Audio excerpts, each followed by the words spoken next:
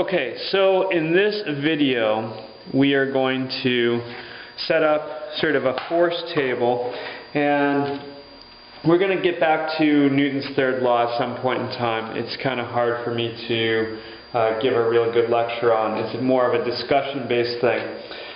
So what we're going to do is we're going to tie in the notion of forces and vectors, and we're going to take data right now, and then we're going to bring that back to the piece of paper, and we're going to figure out how that works mathematically.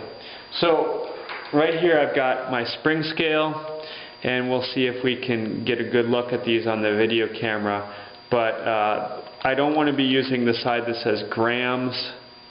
I want to be using the side that says newtons. So the side that says newtons.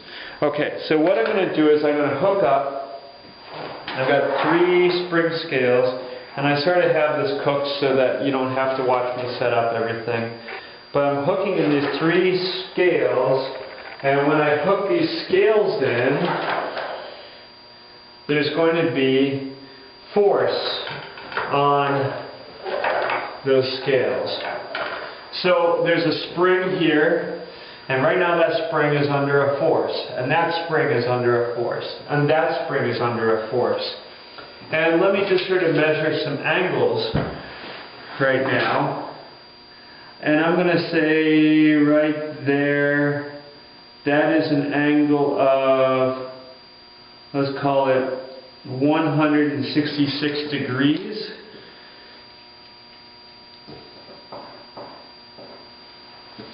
And I'm going to draw a little diagram of what I've got, so I can remember which one is where. And we'll do a scale drawing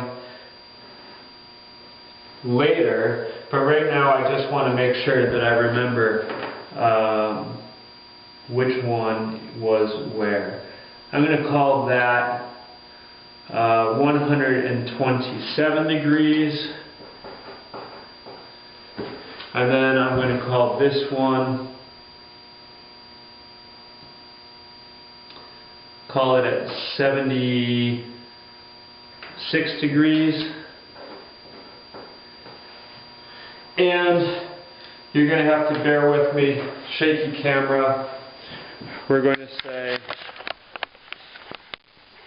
this one, oh, I don't know if you can see it, 15 newtons.